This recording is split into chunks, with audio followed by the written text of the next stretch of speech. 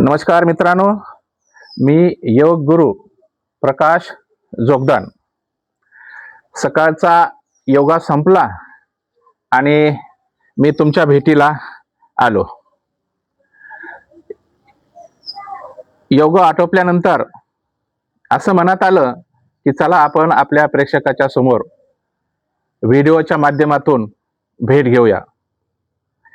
बऱ्याच माझ्या मित्रांच्या आग्रहानुसार मी माझा जीवन परिचय देत आहे.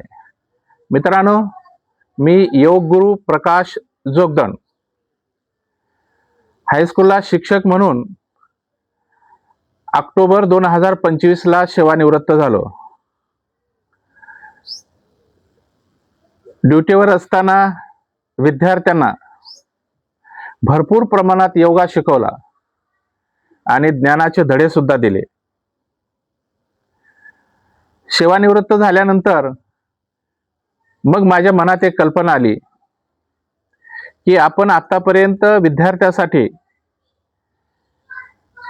ज्ञानदानाचं काम केलं, योगा शिकवला, पण आता आपल्याकडे भरपूर वेळ आहे. मग आपल्या ज्ञानमय युक्तीनुसार बहुजन हिताय बहुजन सुखाय, जगेन तर देशासाठी आणि मरेन तर देशासाठी, या उक्तीनुसार माझ्या मनामध्ये एक कल्पना आली की आपण सुद्धा असं जीवन जगायला काय हरकत आहे. आता वास्तविक पाहता माझे वडील प्रसिद्ध पहिलवान होते. त्यामुळे मला घरामधूनच शरीर शुद्धीचे धडे मिळाले, योगाचे धडे मिळाले आणि त्यानंतर मला त्या गोष्टीची जास्त आवड निर्माण झाली आणि जास्तीत जास्त ज्ञान मिळवावं म्हणून मी योगाची आणि वेगवेगळ्या ज्ञानासाठी 17 वर्षे साधना केली. या साधनेमध्ये एक मध्य प्रदेशचे योग ऋषीजी आहेत, त्यांच्या योगधाम या संस्थेमध्ये मी ॲडमिशन घेतलं.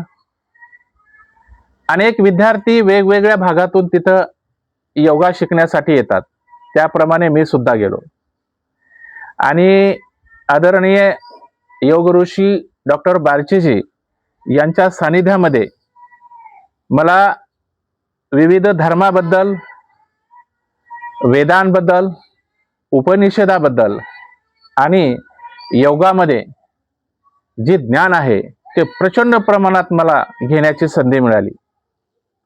आणि मित्रांनो, त्या योगधाममध्ये एक धर्मग्रंथावर लेखी परीक्षा होते आणि योगाची सुद्धा प्रॅक्टिकल रूपानं परीक्षा होते.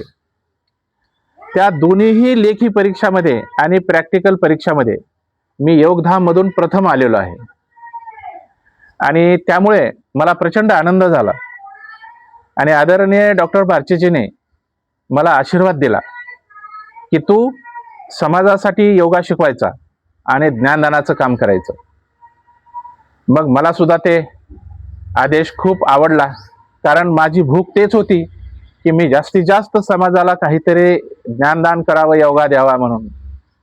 मित्रांनो, महत्वाची गोष्ट तुम्हाला सांगू इच्छितो, योगा म्हणजे आसन आणि प्राणायाम इथपर्यंतच मर्यादित नाही.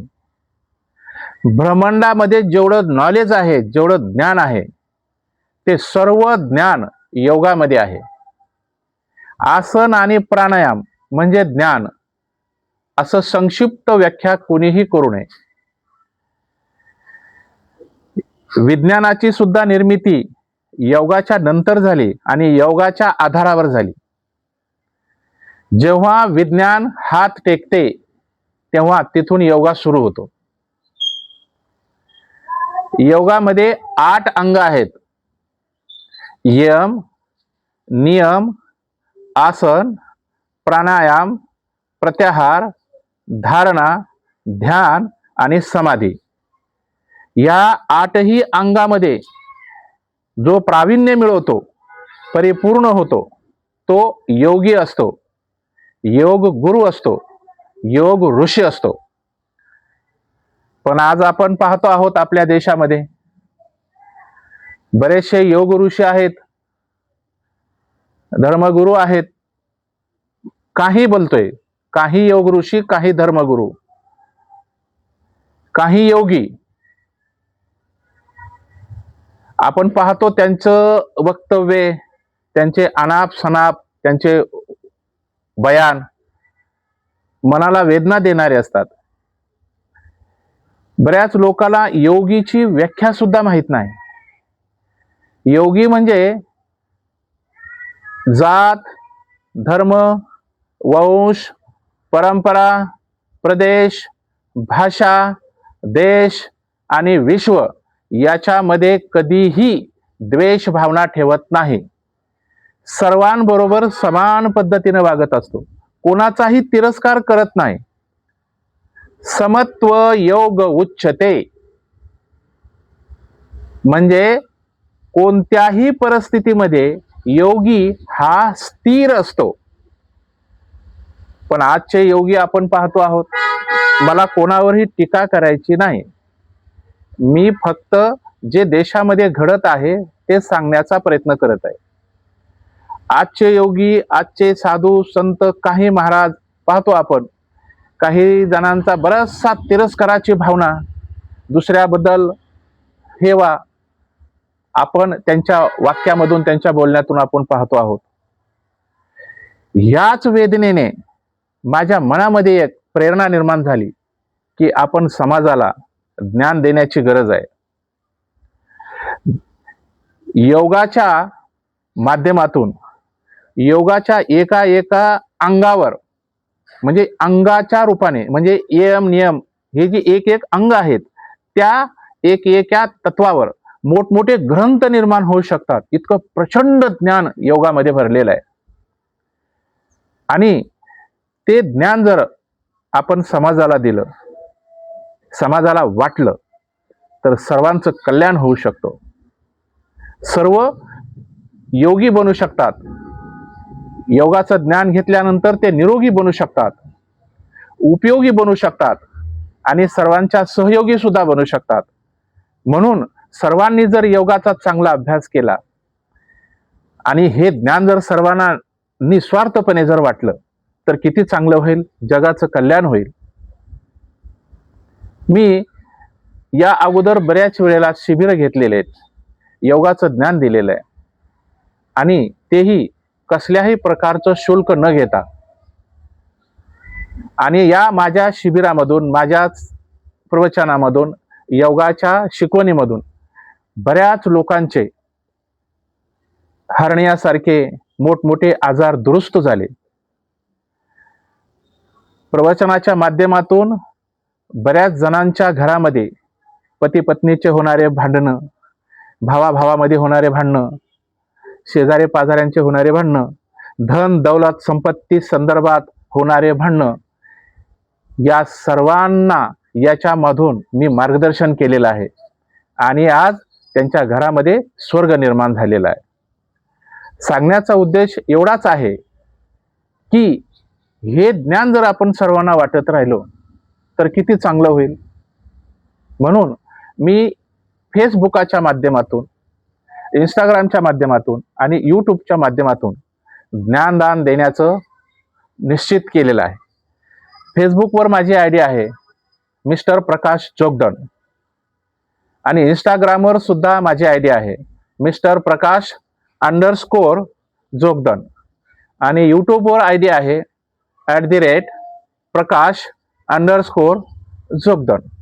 हा सांगण्याचा उद्देश काय आहे की तुम्ही हे आयडी ओपन करून माझ्या आयडीशी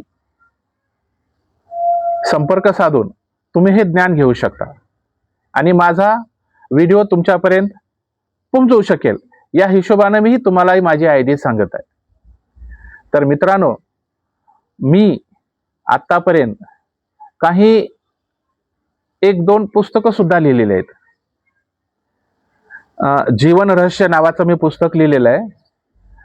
त्या पुस्तकाला अकोलेचे जे संत आहेत आदरणीय गजानन दादाजी आणि आपले समाजसुधारक अण्णा हजारे यांनी त्या पुस्तकाला प्रस्तावना सुद्धा दिलेली आहे. आणि त्या पुस्तकामध्ये मी योगाचे धडे, व्यसनमुक्तीचे धडे आणि काही प्रवचनात्मक रूपाने काही ज्ञानदान करण्याचा प्रयत्न केलेला आहे. सांगण्याचा उद्देश एवढाच आहे की माझा परिचय तुम्हाला व्हावा आणि या परिचयामधून तुम्ही आणि मी एकमेकाशी संपर्कात यावं आणि एकमेकाच्या ज्ञानाची देवाणघेवाण व्हावी, या हिशोबाने मी तुमच्या समोर उपस्थित झालेलो आहे. तर मित्रांनो, या माझ्या भेटीमधून तुम्ही काही बोध घेतला असेल असं मी गृहीत धरतो आणि तुम्ही माझ्या मीडियाच्या माध्यमातून माझ्या संपर्कात राहाल अशी अपेक्षा करतो. योग करा, निरोगी राहा, योग करा, सहयोगी व्हा, योग करा आणि सर्वांना सहकार्य करा, या उक्तीप्रमाणे आपण माझ्या संपर्कात राहावं. माझे जास्तीत जास्त व्हिडिओ पाहून ज्ञान घेण्याचा प्रयत्न करावा, एवढीच आपल्याकडून अपेक्षा आहे. एवढं बोलून मी आपला निरोप घेतो. नमस्कार.